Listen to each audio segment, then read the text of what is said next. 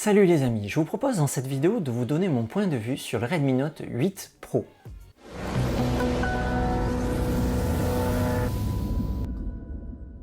Comme je vous l'ai déjà expliqué, notamment dans la vidéo de l'unboxing du Redmi Note 8 Pro, au départ donc j'avais un Samsung J5. Voilà, donc c'était un téléphone qui était tout à fait convenable. Je joue pas avec, je préfère jouer sur console par exemple. J'ai pas besoin d'avoir un téléphone très performant.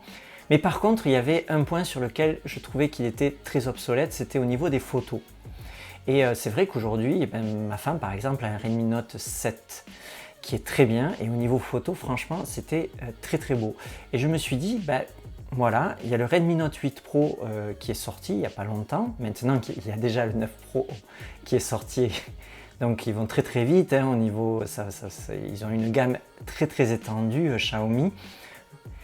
Et donc je me suis dit, pourquoi pas investir dans le Redmi Note 8 Pro. Alors je l'ai touché 219 €, ce qui est un prix tout à fait raisonnable, sachant qu'il y a une bonne puce à l'intérieur, qui est rapide, et on va le voir par la suite.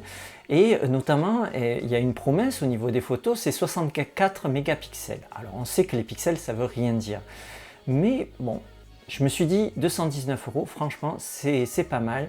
Et j'ai lu des tests, évidemment, avant de l'acheter, et les tests étaient assez positifs. Donc j'ai pris la décision de l'acheter, et je vais vous donner maintenant mon point de vue avec des points plutôt positifs et des points plutôt négatifs. Donc on va commencer. Tout d'abord, dans les points positifs, je mettrai le look et les finitions. C'est vraiment un téléphone qui est très beau et très bien fini. Il est vraiment sympa. Sachant qu'il a un Gorilla Glass de type 5 à l'avant et à l'arrière. Du coup, il est protégé contre les éclaboussures. Alors ne le mettez pas dans l'eau, puisqu'il n'est pas étanche, pas du tout, mais protégé au niveau des éclaboussures et des chocs. Alors moi, ça ne m'empêche pas quand même de mettre une vitre de protection, et également je mets une petite coque, mais je préfère le protéger quand même. Mais c'est vrai qu'au départ, en tout cas, il a un Gorilla 5, ce qui lui offre une protection très convenable sur ce type de téléphone, notamment pour milieu de gamme, voire en prix, il est même un peu en dessous du milieu de gamme. Ensuite, au niveau de l'écran, donc c'est un IPS 6,53 pouces. Moi, l'écran, je le trouve pas mal. Alors, c'est pas un AMOLED, mais franchement, il est pas mal. Il a une bonne luminosité, juste au niveau de la définition, donc c'est un Full HD. Donc, vous pouvez regarder en Full HD. Donc ça, c'est vraiment aussi un bon point positif. Ensuite, au niveau de l'autonomie, il est très performant. Alors il a une batterie de 4500 mAh, ce qui est très bien, ce qui est une bonne batterie, et il permet grosso modo pour une utilisation normale 2 jours, ça les tient sans problème. Alors sachant qu'il y a un chargeur rapide de 18 watts dessus, à part vraiment dans des gammes plus élevées, je vois pas beaucoup de téléphones qui font mieux. Donc ça, c'est un très bon point positif également. On va parler un peu plus au niveau performance. Alors, il a une puce Mediatek Helio 90T. Alors, en ce moment, c'est mal tombé ou bien tombé. Donc c'est une puce au départ qui est très performante. Comme vous pouvez le voir au niveau des benchmarks, c'est une puce qui se situe grosso modo entre le Mi 9 et le Mi 9 Lite. Voilà. Donc il est au-dessus du Mi 9 Lite avec son Snapdragon 710. Mais j'ai lu, en préparant justement la vidéo, j'ai lu qu'il y avait un article qui était sorti, notamment sur les puces Mediatek, et ils se sont rendus compte qu'il y avait un logiciel qui permettait, lorsque vous lanciez un benchmark, de booster les performances. Alors, est-ce que les performances qu'on a là sont justes ou pas justes? Je n'en sais rien.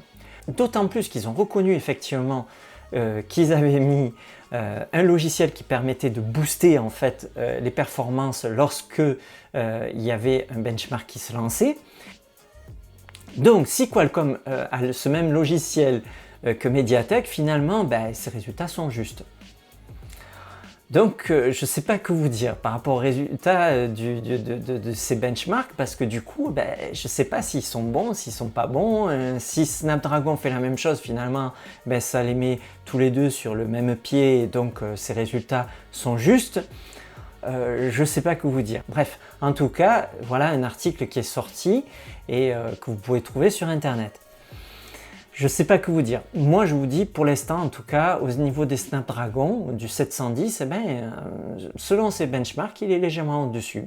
Donc, c'est plutôt un bon point. Moi, j'aime bien Qualcomm, j'aime bien les Snapdragon. Bon, voilà. Alors, moi, je joue pas, hein, mais je joue pas je préfère jouer sur console, comme je vous l'ai plusieurs fois dit. Mais j'ai vu des gens qui ont joué sur ce téléphone et qui ont affiché, par exemple, Fortnite, et ils étaient à 30 fps, par exemple. Il ne descendait pas en tout cas de 20 fps. Donc on voit là, en tout cas là, il est performant. Les jeux sont aussi un très bon critère pour juger des performances d'un téléphone. Donc en tout cas, sur Fortnite, il tourne très bien. Également, je l'ai vu tourner sur Call of Duty mobile. Et là, pareil, il est très très fluide.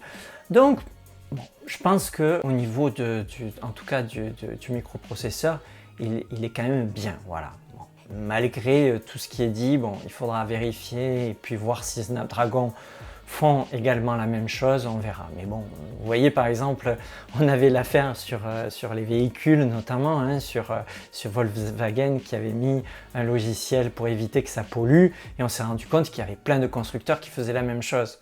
Donc malheureusement, c'est comme ça. Alors je ne peux pas juger, je ne sais pas. En tout cas, je vous donne les performances que j'ai brutes qui ont été évaluées, voilà. Après, à voir pour la suite. Ce qui est bien également sur ce téléphone, c'est qu'il est compatible avec la fréquence 700 MHz, notamment utilisée par Free. Donc si vous avez un forfait Free, ben, c'est compatible. Donc voilà, donc ça c'est plutôt sympa.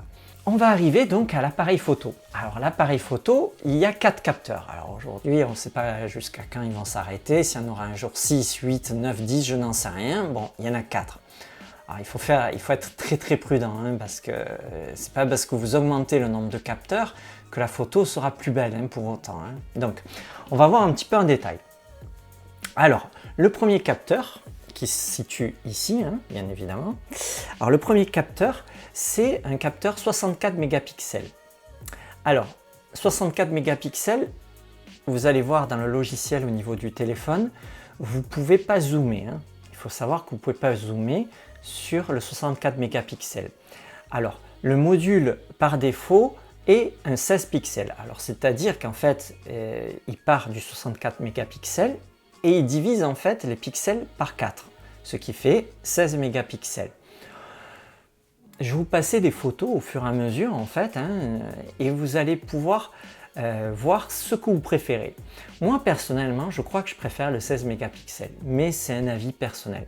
Alors, évitez quand vous faites des photos avec ça aussi, c'est de trop zoomer. J'ai essayé de zoomer un peu, mais le problème c'est un zoom numérique et ça n'aime pas trop. Il vaut mieux vous déplacer un peu pour faire une belle photo plutôt que zoomer. Donc, évitez de zoomer.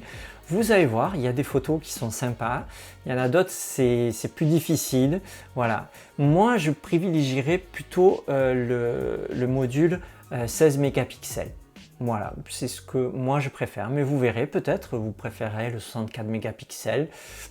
Voilà, il faut voir. Ensuite, vous avez un module juste en dessous, c'est le module grand angle. Pareil, alors, il y a du bon et il y a du moins bon. Alors, le module grand angle, je vais vous passer aussi des photos avec. Vous verrez, ce sera à vous de juger si ça vous convient, si ça vous convient pas. Mais le module grand angle, en tout cas, de ce que j'ai vu aussi des essais qu'ont fait d'autres, ben, c'était pas super. Voilà. Ensuite, vous avez le macro qui est en dessous. Je pense que vous pouvez oublier quoi. Le macro, j'ai essayé, c'est pas. Alors, le macro, c'est un 2 mégapixels. Hein. Alors, le module grand angle, c'est un 8 mégapixels. Le macro, c'est un 2 mégapixels. Voilà, le macro, ça m'a pas semblé super. Bon, à voir après. Ensuite, vous avez effectivement un autre qui est ici. Alors ici, je dirais ça c'est un 2 mégapixels, c'est un peu pour la profondeur. Voilà. C'est un module de profondeur. Voilà, j'imagine c'est pour faire un peu du flou derrière, enfin voilà. Le module selfie, donc vous avez ici un 20 mégapixels qui est plutôt correct, il est pas mal, voilà. Dans la globalité, franchement, c'est quand même un téléphone qui fait des belles photos. Alors je suis peut-être un peu exigeant aussi, mais par exemple en basse lumière, par contre là c'est un peu compliqué. Mais c'est un peu compliqué, pas qu'avec ce type de téléphone, hein, vous verrez, à moins d'avoir un bon réflexe ou un bon téléphone, un bon hybride, en basse lumière, de faire des belles photos sans flash. Moi globalement, le téléphone est un très bon téléphone. Voilà. Au niveau des performances, il n'y a rien à dire. Au niveau de l'écran, il n'y a rien à dire. Au niveau de la finition, il n'y a rien à dire. Au niveau de la photo, eh ben, c'est un peu contrasté. En extérieur, vous pouvez faire de très belles photos, de très beaux selfies. Après, c'est les modes soit 16, soit 64. Voilà, que vous pouvez choisir. Ne zoomez pas trop, essayez de vous avancer, de vous reculer, parce que le zoom numérique, j'ai trouvé que c'était pas toujours, en tout cas pour moi, ça me plaisait pas toujours trop. Après, donc là c'est très correct. Par contre après, dès que vous allez soit en basse lumière, soit vous voulez faire de la macro, évitez. Voilà, c'est vraiment les deux points un peu négatifs de ce téléphone. Et on arrive à la fin de ce test. Je vous remercie d'avoir visionné cette vidéo et moi je vous dis à plus les amis.